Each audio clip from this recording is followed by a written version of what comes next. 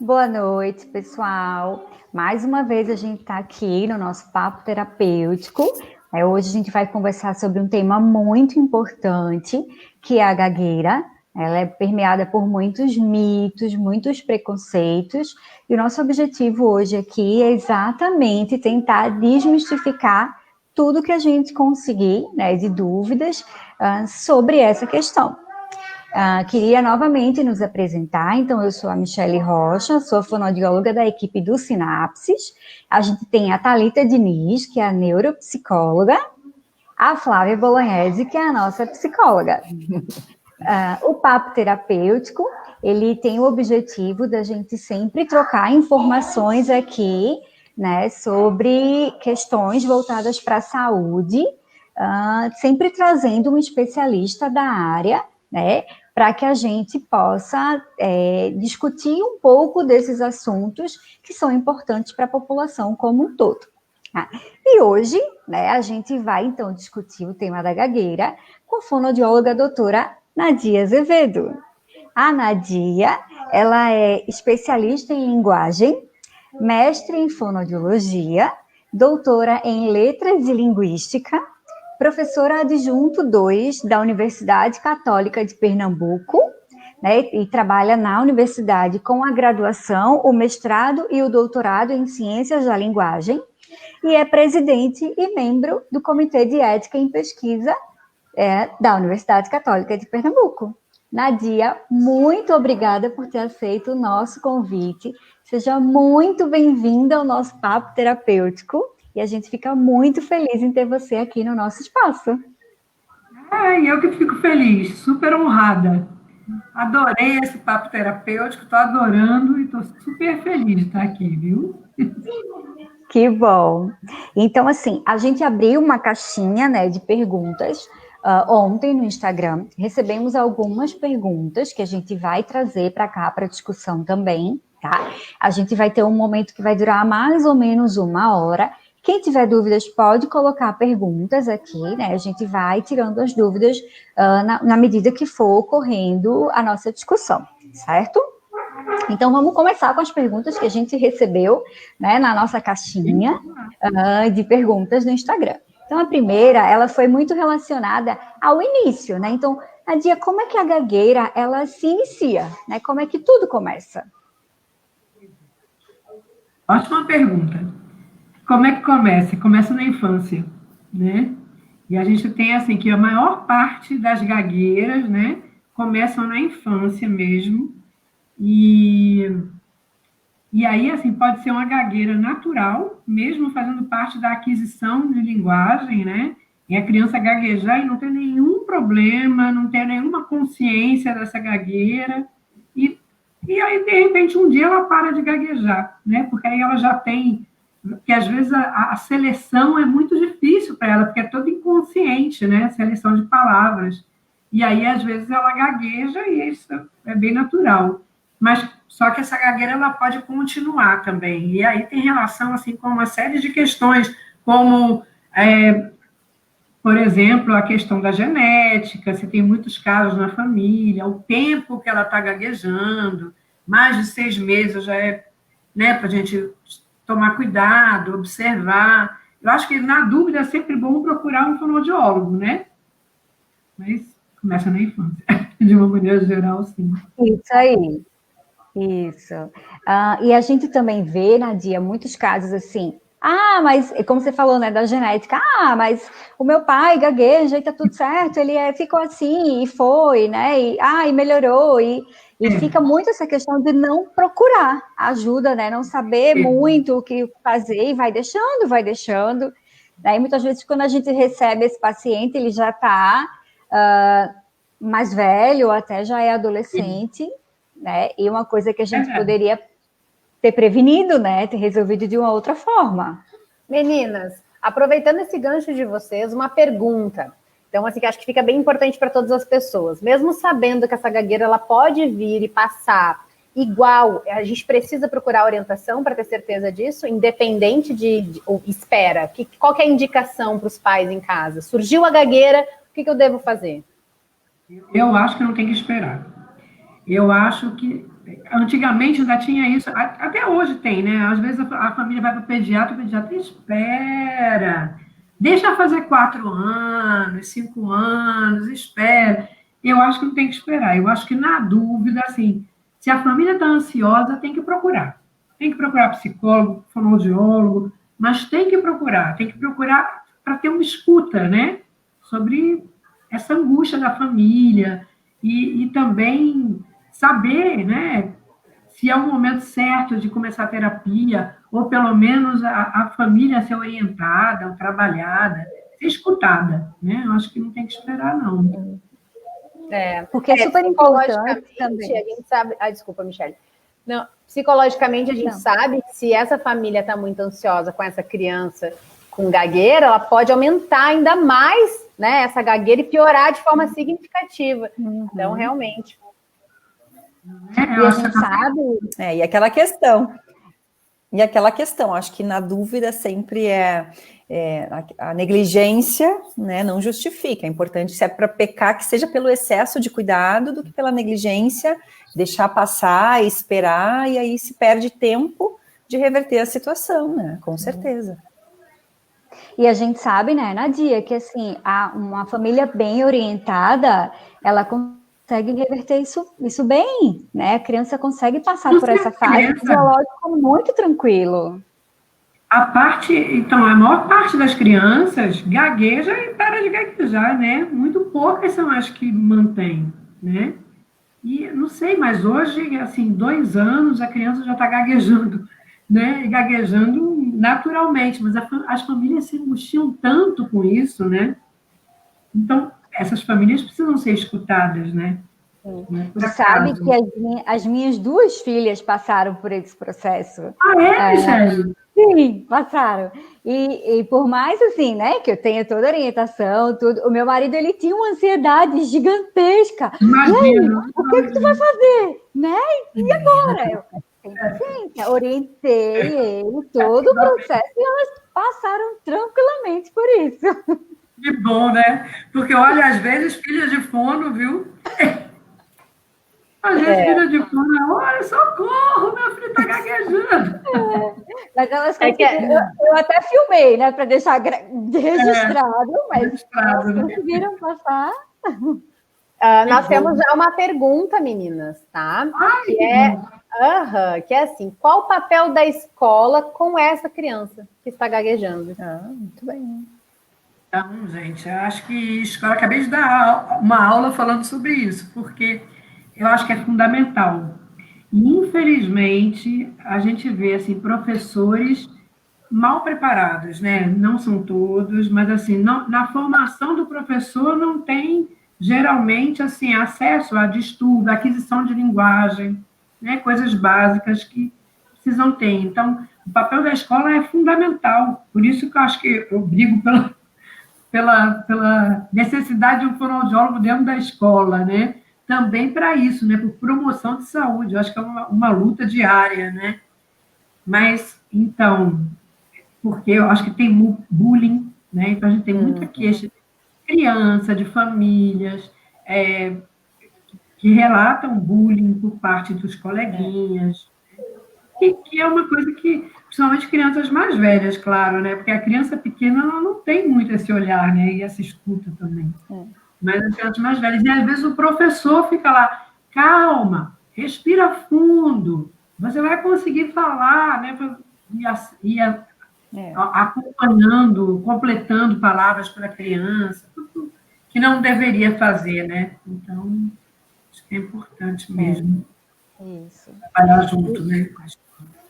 Isso. E aí veio uma outra questão, Nadia, que é assim, um pouco do que tu falou, né? Mas para a gente abranger mais, assim, a gagueira, ela é hereditária? Né? Acho que tu falou um pouquinho. Existem estudos, né, genéticos e neurológicos. Existem casos, assim, de famílias inteiras com gagueira, né? Mas também casos de famílias que só ele tem gagueira, né? Então, assim, ainda está muito incipiente o estudo genético, né? Não tem nada assim muito definido, mas existe uma corrente bem forte genética. ao mesmo tempo, a gente fica pensando, até você falou, Michele, o pai é gago, o avô é gago, e aí também a ansiedade da família em relação a essa criança que começou a gaguejar, nossa, vai ser gago igual o pai, o avô, né, o tio. E aí já fica também sobrecarregando a criança em cima dessa possibilidade de ser. Então, eu acho que a gente tem que pensar, será que é genético ou será que essa genética assusta também, né? Ou será que não seria uma reprodução de padrão, né? Que ele estaria vivendo ali, familiar, né? E exatamente por isso. Não quero que ele seja igual, e aí, né, vai Sabe que na neuropsicologia a gente sempre trata os transtornos, né? Em geral, a gente entende que o ambiente ele é muito poderoso. E muitas vezes ele sobrepõe a genética, né? E a gente tem vários estudos sobre vários transtornos falando disso, assim, dessa predisposição genética, mas que o ambiente propiciou ou não a melhora ou o desenvolvimento desse transtorno. E eu vejo que na gagueira também tem muito isso, né?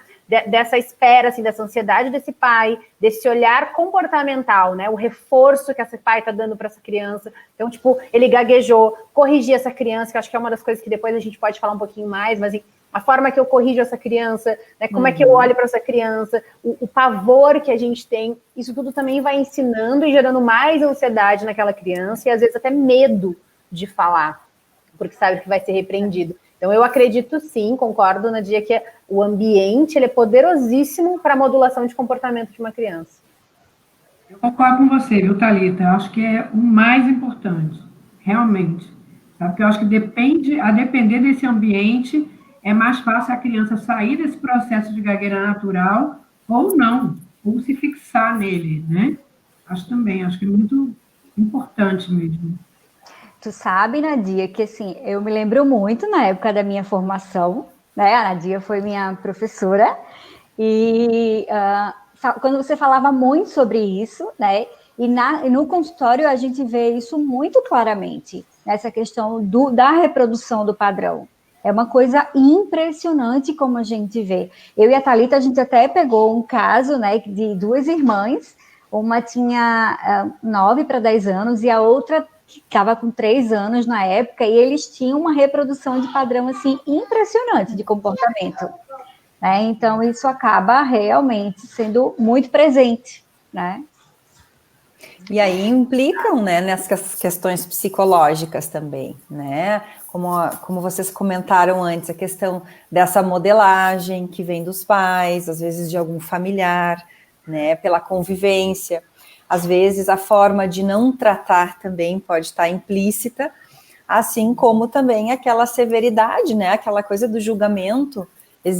Existe, sim, um jeitinho para que se consiga desconstruir aquilo que a criança já está reproduzindo através dessa gagueira, né? Técnicas, enfim. E aí, muitas vezes, a forma severa gera essa ansiedade que acaba contribuindo para a repetição desse padrão que já foi construído. Então, essa ansiedade, daí entra a parte psicológica também, que envolve, né, Nadia, dentro dessa questão da gagueira em si, né?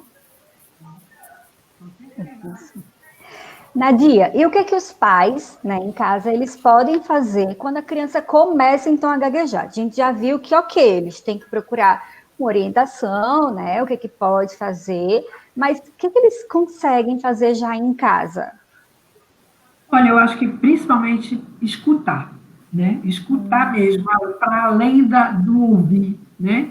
Então, escutar essa criança, interpretar, não corrigir, né? Ter paciência. Uma coisa que eu acho que é fundamental, observar os momentos de fluência e esquecer os de desfluência, né? Porque parece que a criança é só a gagueira. Nada mais é escutado da criança, né? Só a gagueira é escutada.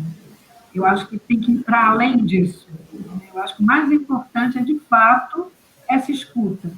E, ao mesmo tempo, assim, que isso também não se transforma numa obsessão, assim, tudo, tem que parar tudo para ouvir. Não, acho que é ter momento para escutar. Quando a criança está mais desfluente, deixa ela quietinha. Quando ela está mais fluente, puxar mais por ela, né? Contar história, poder falar à vontade, e aí eu acho que é melhor nesse sentido. Uma coisa também importante, né? Lentificar um pouco a fala. Às vezes as pessoas falam rápido demais com a criança, né? Tudo isso altera um pouco esse momento de gagueira natural.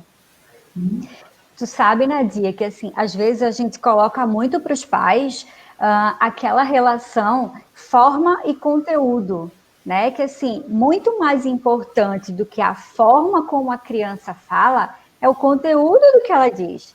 E às vezes os pais valorizam muito mais a forma como ela fala.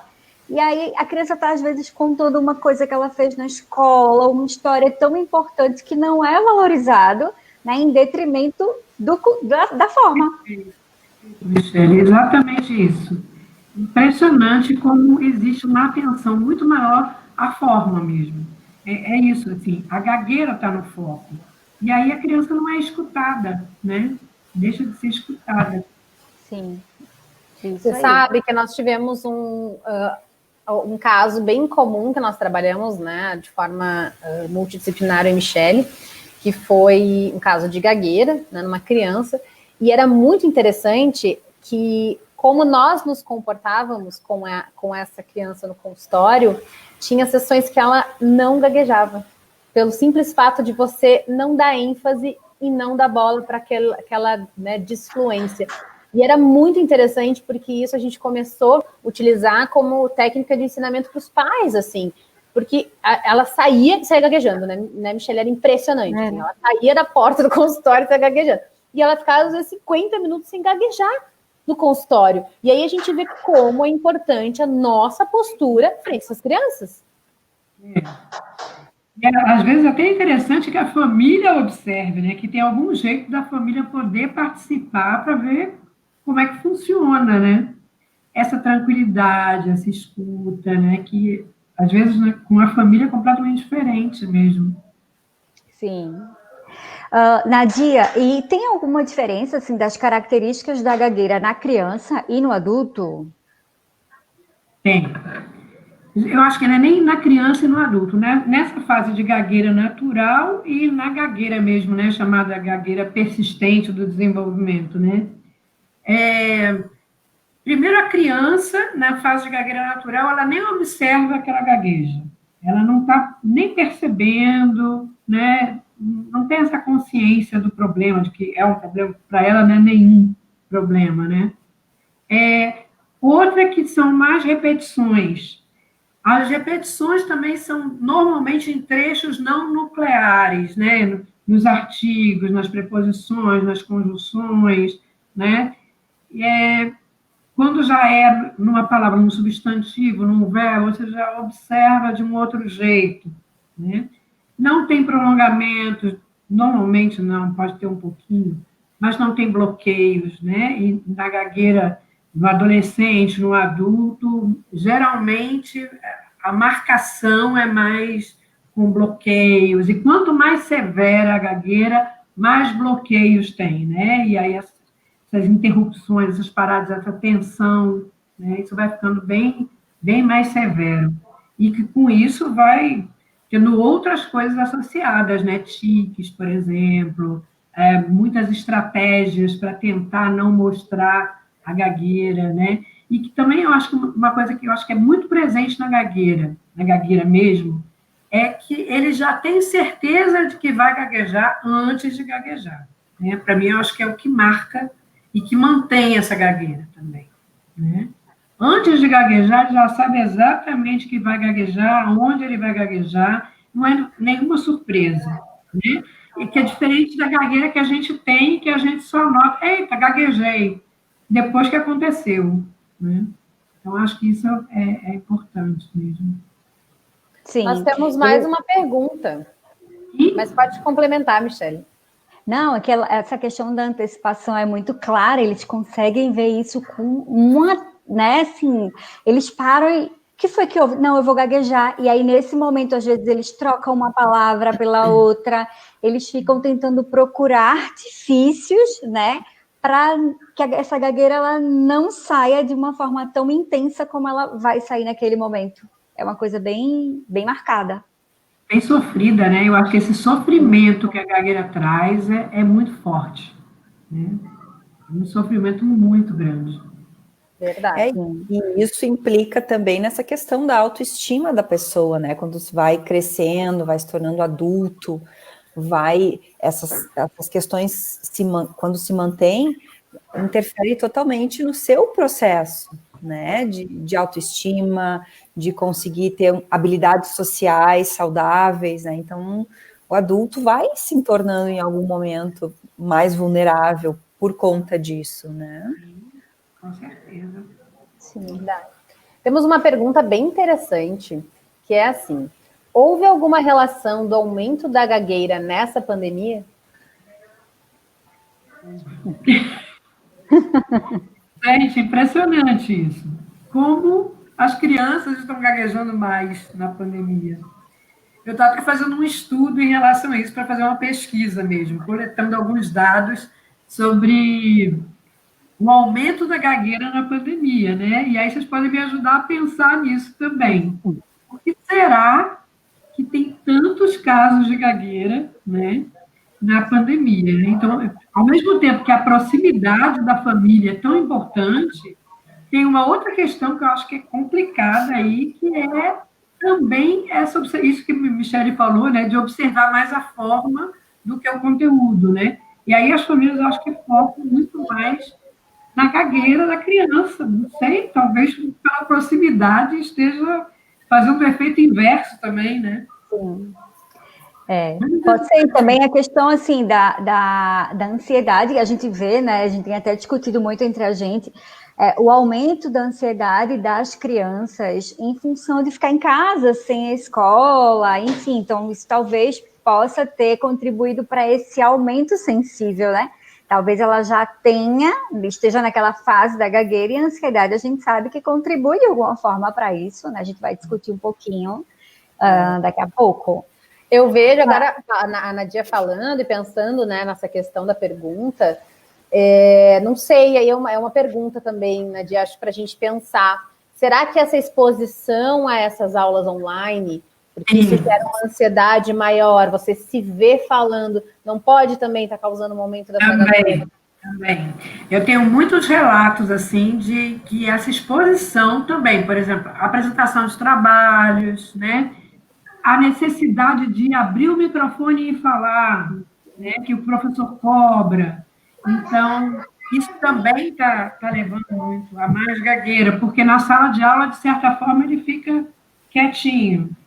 E lá não, né? Aqui no ambiente virtual, ele é meio que obrigado a falar também. Tem um outro relato que eu acho muito interessante, um paciente que falou que a máscara tem ajudado muito ele a falar, porque parece que a tensão labial, né, por exemplo, não é identificada pelo outro, pelo interlocutor.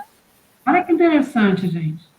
Então, para ele, foi uma coisa que ajudou muito, porque falar com a máscara é um gerador de fluência, por exemplo. Interessante isso, bacana, né? Muito.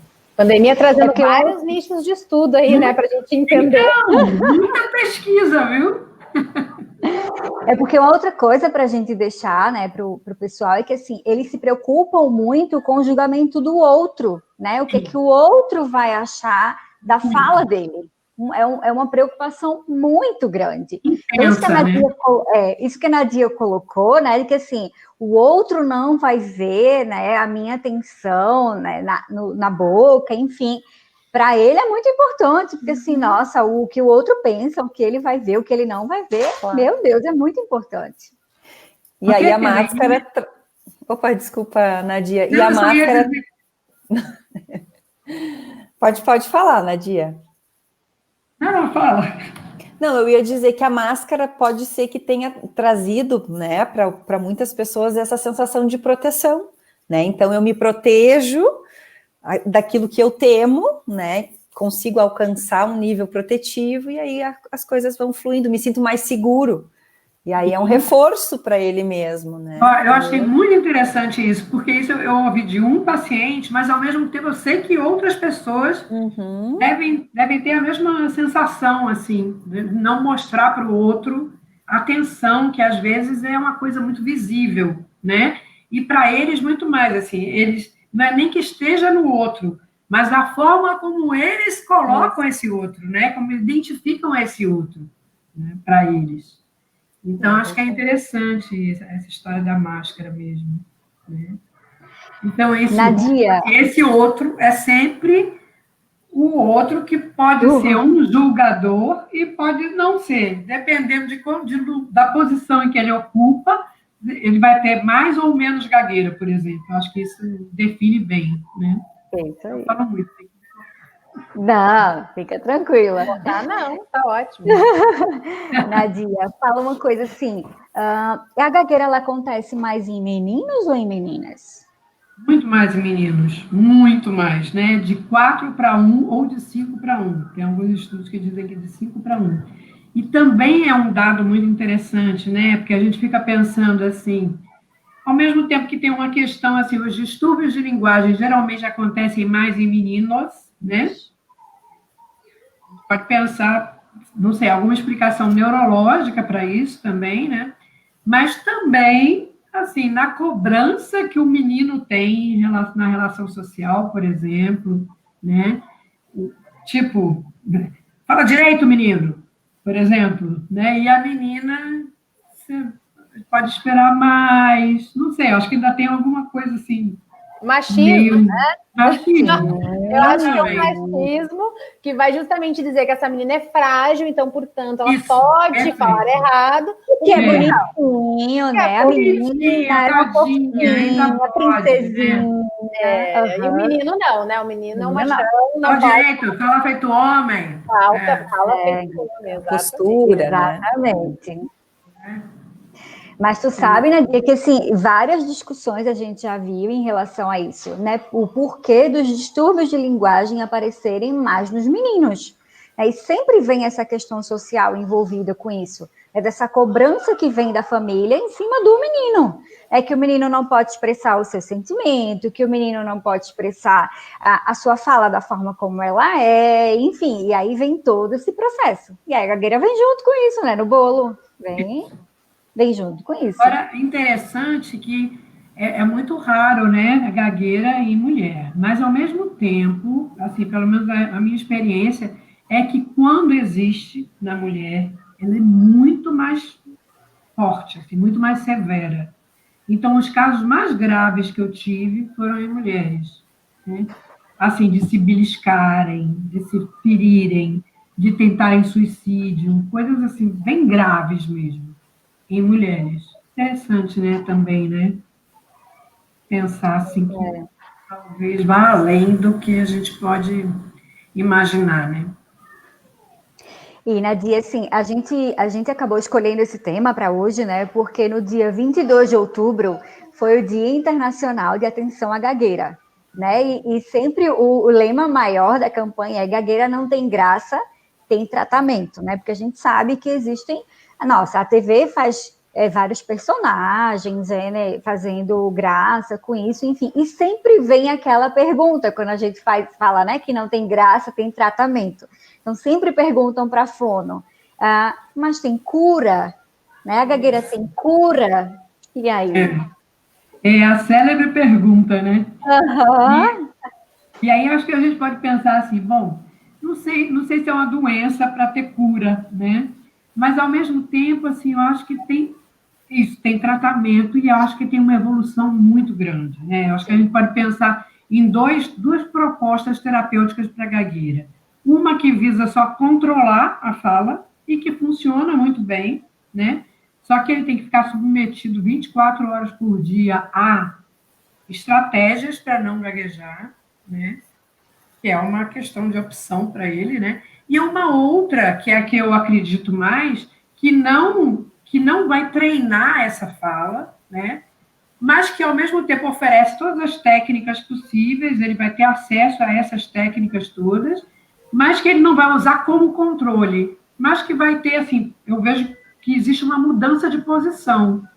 Ele entra como sujeito gago colado na gagueira, né, com tudo que a gagueira traz, e ele passa para uma posição sujeito fluente, considerando essa fluência como relativa, né, porque não existe essa fluência linear de 100%, mas, ao mesmo tempo, muito bem, obrigado, né? Uma fluência satisfatória, vamos dizer assim.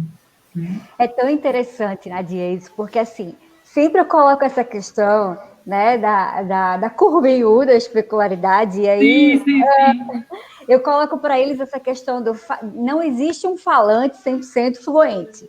Né? E assim, nós, em algum momento, a gente vai gaguejar, né? Assim, seja quando a gente está mais nervoso, numa situação de estresse, de ansiedade, eu gaguejo, você, a Thalita, a Flávia, enfim, todo mundo. Então, não vai existir esse falante 100% fluente. Então, essa condição utópica que ele procura não existe porque ninguém consegue ela. Né? Então, isso que você coloca numa condição de falante ok, numa fluência, né, esperada, e essa reflexão que a gente acaba colocando para ele também. Olha, o que tu busca de verdade? Né? Talvez o que tu venha aqui hoje me perguntar, tu não vai ter porque não existe, né? Não existe essa condição, nem para mim, nem para você, nem para ninguém. Né? Por exemplo, eles chegam, tem um paciente do grupo da gente que fala assim, eu quero ter a fluência do William Bonner. Ele fala assim, bom, mas o William Bonner, no Jornal Nacional, às vezes ele pode até gaguejar. É raro, porque ele prepara aquele discurso. Mas e no resto da vida dele? Você conhece outras posições discursivas dele, né? Provavelmente ele gagueja também, né? Então, é isso, assim, quebrar um pouco esse mito da fluência que não existe. Né? Sim. Pois é. Começar a observar a desfluência nos outros também, né? Sim, e acaba que eles acabam percebendo essa desfluência nos outros, né? E acabam vendo que, poxa, realmente, né? Não está tão longe de mim assim como eu pensei, né? A fluência que eu espero. Isso. Né? E aí a gente falou, Nadia, assim, das propostas terapêuticas, né? Tu colocou, né? Então, qual que ele vai procurar, né? Isso é uma coisa que a gente sempre discute, que assim, será de fato que a gente quer uma fala controlada, né? Será que a gente consegue, né, ter uma fala controlada, assim, 24 horas? Tá? Eu gosto até de dar esse exemplo, assim, quando tu tá brigando com alguém, será que tu vai conseguir, né? Ele ali no meio da briga, discutindo e controlar a tua fala ainda, né? No meio de tudo isso. Não tem jeito, né? Então, o controle é bom que ele saiba mesmo, né? Ele precisa controlar 24 horas por dia, o que é uma impossibilidade, né? Porque exatamente no momento de raiva, no momento de briga, gagueja demais, com certeza. Então, não é esse o caminho. Pelo menos para mim não é. E normalmente é muito raro você ter um paciente que queira só ser controlado, só ter controle. Eu acho que é muito assim, quando tem uma entrevista de emprego na frente, alguma coisa imediata, e que mesmo assim depois ele vai querer um processo terapêutico mais humanista, né? Um que vise mais uma mudança de fato, né? Até porque o controle ele está ligado à ansiedade. E a ansiedade ela está coladinha com a gagueira. Então, na verdade, é meio que um tiro no pé, né? Porque você tentar controlar, em vez de você trabalhar com técnicas mais orgânicas, mais naturalistas, você acaba aumentando a sua ansiedade, que acredito consequentemente aumenta a sua gagueira. Então, realmente não faz muito sentido e é torturante, né? Acredito que para a pessoa. Muito. É uma impossibilidade, né? Se a gente pensar assim, não dá, você não tem essa garantia. E é De fato, assim, existem técnicas que levam a uma fluência. Então, para você observar a fluência, que também é muito importante que ele observe a fluência nele, né? Assim como a desfluência nos outros. Então, existem técnicas que levam a um completo desaparecimento da desfluência, da gagueira. Mas é uma coisa imediata, né? Então, acho que não deveria ser usada como controle, mas com observação de fluência. Isso. Temos uma pergunta que é assim: para o adulto, é mais difícil usar as técnicas para dominar a gagueira? A técnica para dominar a gagueira, né? A questão do controle, né? Como se a gente conseguisse esse controle, né? Eu acho que não, acho que é mais fácil. Para o adulto, eu acho mais fácil, né? O que eu acho mais difícil é, de fato, ele manter esse controle, né? Porque acho que é impossível. A gente não tem controle, né? Quanto mais uma pessoa que gagueja, né? Sim. Mas eu acho que sim, é possível. Eu acho que é muito mais fácil, pensando assim, o adolescente e o adulto, eles têm demanda para a terapia. Então, geralmente, parte deles o processo terapêutico, diferente da criança, que já gagueja, que não está muito aí para a gagueira, mas que a família quer. A família que está demandando, né? Então, a criança, eu acho, nesse sentido, é mais difícil. A questão das técnicas, mas também totalmente possível de ser trabalhada, né? Até porque também, né, Nadia, está muito vinculada essa palavra controle com o eu seguro, né? Eu acabo segurando mais do que tendo aquela ideia de, né, relaxar, de deixar as coisas ao passo que vai passando o tempo e soltando essa segurança, né? Esse controle está muito vinculado, como a Thalita falou, a gagueira, a ansiedade, né? Tudo muito junto. Então, a partir do momento que eu tento ir abandonando o controle, né? Exatamente. É Nadia, descontrolar, eu acho. Melhor, né?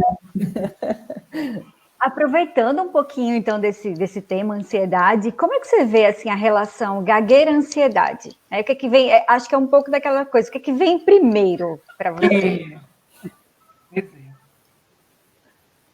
Então, eu acho que o que a gente tem, assim, de relato é que a ansiedade está muito colada na gagueira, né? Então, por exemplo, no senso comum, a gente tem que o nervosismo gera gagueira, a ansiedade gera gagueira. Na verdade, no relato deles, não está tão assim, né? Então, eles podem dizer que eles estão muito ansiosos e não gaguejam nada. Ou então que estão pouco ansiosos, muito à vontade e gaguejam muito. Eu acho que o que tem mais a ver, assim, mais relação é com quem é esse outro, esse interlocutor para ele, né? E a mesmo assim, as condições de produção do discurso, né? Como é que funciona esse momento de fala? Com quem ele está falando, sobre o que ele está falando, né? Então, acho que isso é mais gritante em relação à gagueira do que propriamente a ansiedade, né? Talvez a ansiedade seja uma consequência da gagueira, né? Tudo bem, eu concordo com Thalita, assim, estão muito ligadas, porque a gente vê que a gagueira gera uma ansiedade. Que droga, gaguejei, não queria ter gaguejado, e tem aquela cobrança tão grande, né? Ele fala, super fluente. Um momento de gagueira acabou com tudo que ele produziu, né? Porque ele também só observa aquele momento de gagueira, numa apresentação em público, por exemplo, que ele teve que fazer. Então, isso também é uma questão assim, que precisa ser muito trabalhada na terapia, né? Para ele conseguir enxergar esses momentos de fluência que ele tem. Porque ele já está esperando o momento que ele vai errar, né? Eu acho que tem muito isso também. Quando erra é um horror, né? Quando erra assim, é um fracasso total, que precisa ser muito trabalhado assim, para relativizar isso mesmo. Exato. Uma outra questão que surgiu na caixinha de perguntas do Instagram, Nadia, foi relacionada à escola, a gente citou um pouco, mas eu queria te colocar até um exemplo, né, que eu e a Thalita a gente vivenciou também, para a gente aprofundar um pouco dessa discussão, né? A gente sempre tem alguns professores que acompanham muito a gente aqui, né, e que assim, a gente tinha uma paciente que gaguejava e um professor conversou com a gente colocando assim, tá, então eu vou excluir ela da leitura em voz alta, né?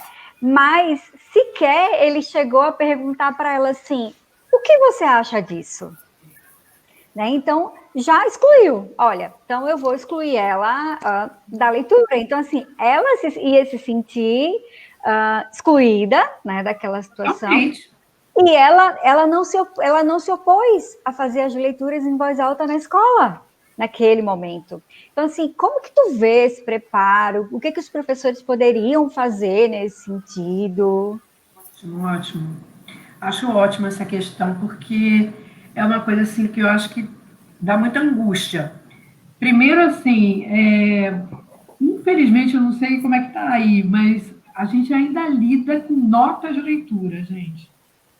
Algumas escolas muito tradicionais dão nota para criança que lê bem ou lê mal, né? E aí tem muito uma relação com a gagueira também, né? Então, essa leitura vai depender também porque você tem um processo de silabação, por exemplo, que impossível você ler fluentemente quando você aprende a leitura, quando você está adquirindo leitura. Você vai silabar mesmo, né? Quando a pessoa gagueja, então isso provavelmente vai demorar mais. Eu acho que não deveria ter nota para essa produção de leitura. Ao mesmo tempo, é uma atividade coloquial, uma leitura em voz alta, por exemplo, né? Excluir, eu acho pior, né? Como você está falando, uma exclusão, por que eu não vou ler, se todos os meus colegas vão ler? Eu acho que nem tanto, nem tão pouco, né? Eu acho que não deveria ter nota e talvez a leitura pudesse ser mais cobrada em relação à interpretação. Porque quanto mais você lê, mais você vai ficar fluente em leitura sem precisar ler em voz alta. Mas se a turma inteira lê, eu acho que não deve excluir. Então, são essas questões que eu acho que a gente tem que pensar também, sabe? E acho que pensar junto com a escola mesmo. O que é de fato importante numa atividade de leitura? É a fluência na leitura ou é a compreensão, essa interpretação que se tem da leitura, né? Eu acho que isso seria interessante. Pois é. E a gente vê também, né, tu falou, os professores da educação infantil, né, também eles, às vezes, não têm tanto conhecimento do que eles podem fazer, né, de até fazer o encaminhamento dos pais, olha, quem sabe tu não procura um fonoaudiólogo, né, para ter orientação, aquilo que a gente discutiu no início, né, que é bem importante para a família ter essa orientação o quanto antes, né, às vezes essa criança já está na creche ou na escola, e acaba não tendo, né, essa orientação, infelizmente. Nadia, e aí a gente tem aquelas famosas perguntas, aqueles mitos, né, que todo fono já ouviu, né, que eu acho interessante a gente colocar aqui também para desmistificar, né, então, por que o fono, ou por que a pessoa que gagueja não gagueja cantando? Nossa, nós acabamos de ter essa pergunta aqui no chat. Não, essa daí sempre tem. Que ótimo. E faz uma outra que é assim, por que o ator, por exemplo, o Murilo Benício, todo mundo sabe que ele gagueja, né? Então, por que ele não gagueja quando ele está atuando, né? Todo mundo também faz essa pergunta. Verdade. Então, porque o ritmo da fala tem uma explicação também neurológica, que seria, por exemplo, que a música está no hemisfério direito, né? E a linguagem oral está no hemisfério esquerdo. Tem essa explicação também. Mas a gente tem também que qualquer mudança de ritmo gera uma fluência maior, tá? Então, a música tem um ritmo próprio. A mesma coisa que falar cantarolando também não gagueja, agora não é terapêutico também, né? Então, sempre que houver uma mudança no ritmo, não há gagueira, né? Da mesma forma, por exemplo, o Murilo Benício, né? Que quando ele atua, ele não gagueja, porque é o personagem, não é ele, né? Então, ele sai da posição sujeito, né? Para ir para uma outra posição, né? De intérprete, de um personagem. E aí, com isso, também ele não gagueja. Normalmente, quem faz teatro diz muito isso, né? Uma coisa interessante é que o Biden, né, candidato aí à eleição presidencial, ele se diz gago, né? Não sei se vocês sabem disso. E ele disse que a vida inteira dele, ele falava na frente do espelho, declamava poesias e tal. Né? Interessante isso também.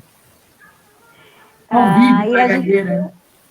A gente tem aqueles mitos, né? Se eu bater com a colher de pau na cabeça da criança, ou se eu der um susto nele, será que a gagueira vai, né, embora?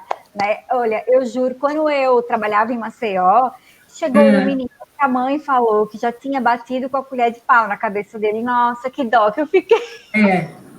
Muitos, Michele, olha, demais, né? Tem muito isso. Eu tentei tudo, inclusive a colher de pau na cabeça, a colher de pau virgem, sexta-feira, aí tem isso, tem esses detalhes do mito, né?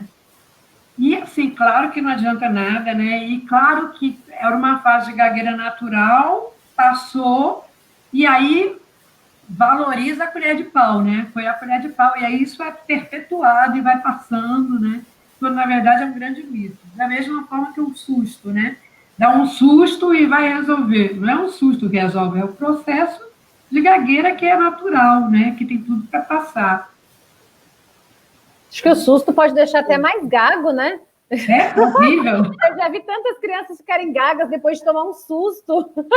Acho que horrível, né? Horrível. Nadia, se a gente pudesse, então, assim, orientar as famílias, olha, tu tem uma criança pequena que está ali naquela fase da gagueira natural, né, fisiológica. Eu sei que tu falou um pouco, mas assim, acho que é importante a gente reforçar aqui, né?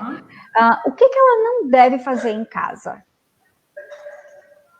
Então, ela não deve completar as palavras pela criança, né? E que é uma coisa que a mãe normalmente não deixa a criança nem falar, né? Ela vai tentando adivinhar.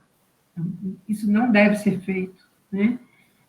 Deve ter uma escuta boa para aquela criança, deve escutar realmente, assim, com muita tranquilidade, tentando entender que cada criança tem seu tempo para falar, se ela está repetindo é porque ela está precisando, né, adquirir aquela linguagem desse jeito, ela tem que ter esse processo de aquisição, né? Então, ela tem que observar mais os momentos de fluência do que os de desfluência, observar o conteúdo da fala e não a forma, né? Então, acho que tudo isso, assim, realmente lentificar um pouco a fala. Tem famílias que falam rápido demais, né? Então, precisa realmente lentificar um pouquinho. Acho que ajuda a passar mais rápido por essa fase, né? Temos uma pergunta que acho que já vai de encontro com essas tuas respostas, que é assim: se a criança, quando for falar, ficar emperrada numa palavra, o que fazer para ajudá-la? Eu não faria nada. Eu deixaria ela desemperrar, né? Porque, de alguma forma, ela vai mesmo, se ela errar na palavra, tudo bem, ela vai aprender que não é daquele jeito, né? Eu acho que é melhor não ajudar, esperar, uma hora ela vai falar, né? E corrigir, a melhor coisa é realmente escutar. Oi? Corrigir também não, né? Não, porque, na verdade, não é um erro, né? Ela está emperrada porque ela está num processo de gagueira provavelmente natural aí, né? É que a gente tem uma mania, né? Até quando a gente está conversando entre a gente, quando a gente fica... aí o outro vem e completa pela gente. A gente acha ok, mas assim, nem sempre a criança acha ok, né? Nem sempre a pessoa que gagueja acha ok isso, muito pelo contrário. Eles não gostam, eles não gostam disso, porque acham que a gente está fazendo aquilo ali para que termine logo aquele assunto, porque a gente não está interessado naquilo que ele está falando, né? Então a gente pensa que está fazendo uma coisa para ajudar e de repente não está. A gente está atrapalhando aquilo ali. Então, por isso que esse processo de, ok, deixa se virar, né? Para que aquilo ali... Eu quero aproveitar esse momento para dar algumas dicas também para essa questão comportamental, né? Porque, que nem a Nadia falou, é importante a gente diminuir um pouquinho o ritmo da voz, né? Para prestar atenção naquela criança. A gente só tem que tomar muito cuidado para não mudar totalmente o nosso comportamento só para quando a criança gagueja. Porque isso também aumenta a chance dela começar a gaguejar mais. Porque ela vai se dar conta, tipo, opa, Meu pai e minha mãe, toda vez que eu vou gaguejar, eles lentificam a fala, eles param, e eles não fazem isso com mais ninguém, ou não fazem isso num outro momento. Então, eu acredito que tem que ser uma coisa muito sutil, né?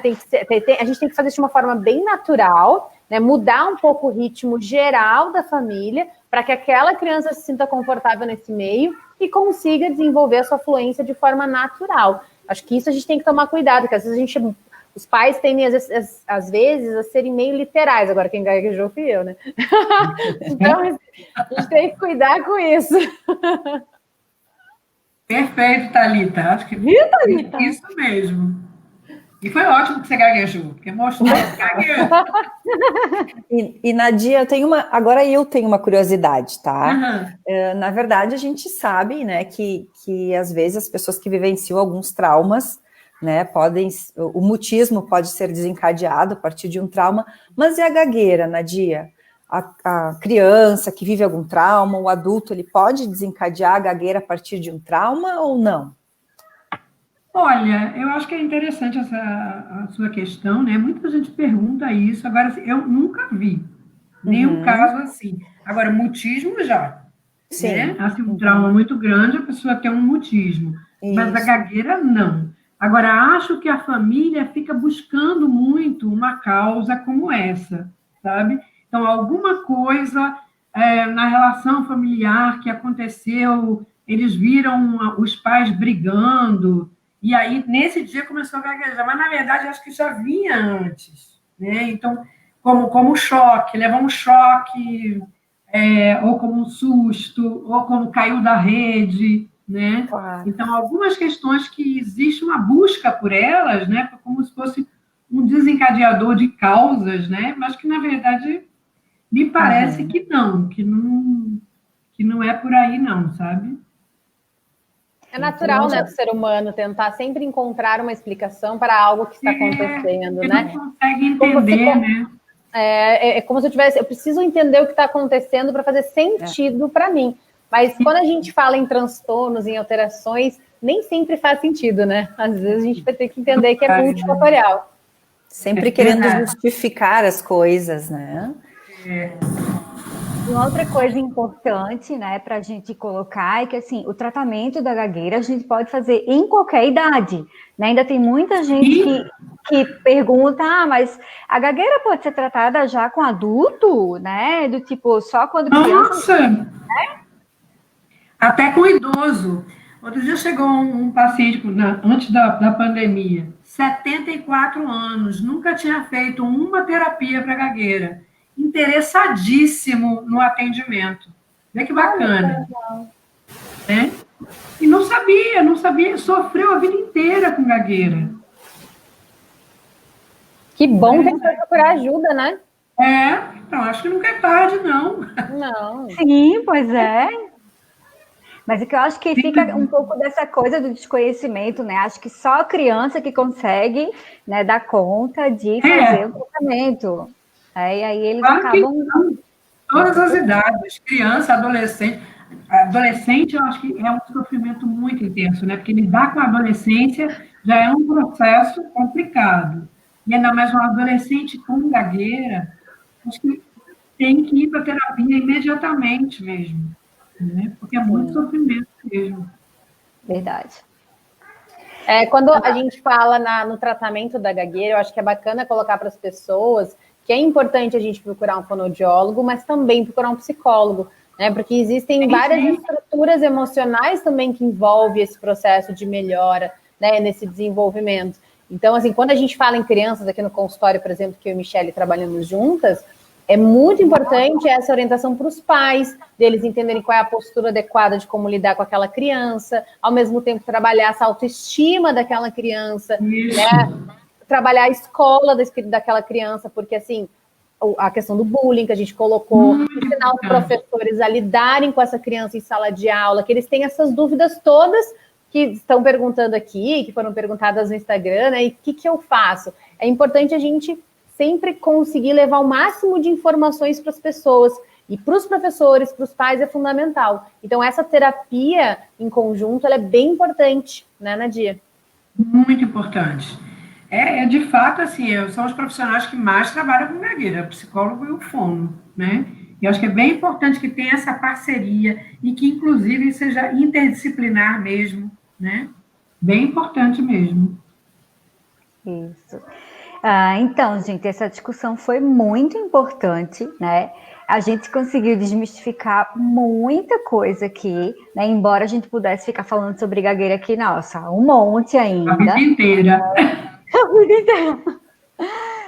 Mas eu acho que a gente conseguiu, né, desmistificar muita coisa, elucidar muitas dúvidas aqui de todo mundo, né? Agradecer a Nadia imensamente por ter participado com a gente. Acho que ela é, assim, uma sumidade quando a gente pensa em gagueira dentro da fonoaudiologia, né? Sempre foi uma inspiração, né?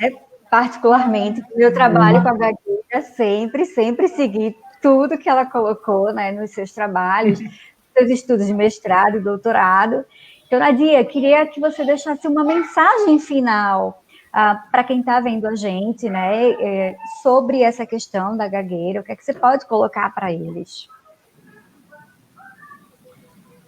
Bom, eu acho que primeiro, eu acho que dizer que não tem graça, né? Tem tratamento, né? Que é o slogan desde 2005 que a gente trabalha nessa campanha anual, né, de atenção à gagueira, e impressionante como ainda é muito cheia de mitos, né? Muito cheia de poucas compreensões, né, em relação à gagueira.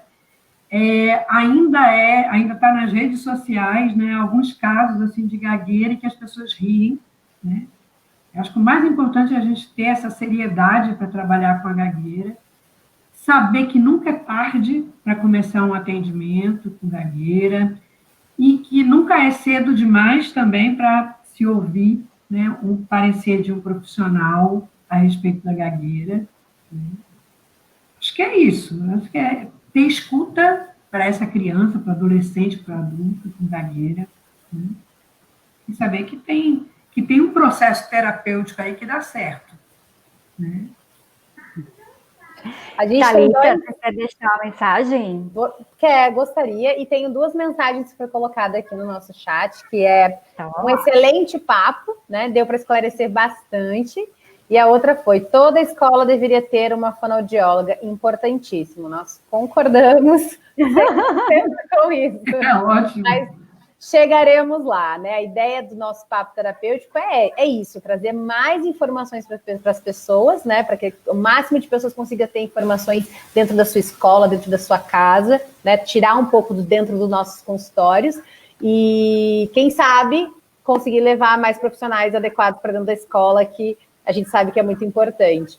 A minha mensagem é de sempre, assim, se vocês acharem importante, compartilhem esse vídeo com quem vocês acham que precisa escutar, né? Professores de escola, pais de crianças que tenham gagueira.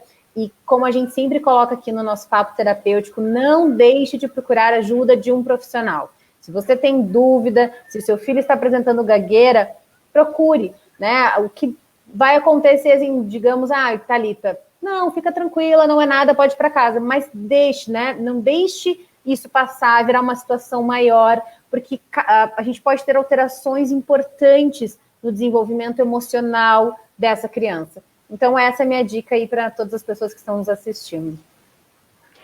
Muito obrigada mais uma vez. Né? O nosso próximo papo terapêutico vai ser no dia 18 de novembro, às 7h30 da noite. O nosso tema vai ser violência doméstica e a gente vai ter como convidada a delegada Fernanda Aranha, né, para fazer uma discussão bem legal aqui desse tema com a gente. Então, muito obrigada a presença de todo mundo. Uma boa noite para vocês. Tchau, boa noite. Obrigada, Tchau, boa noite. Boa noite.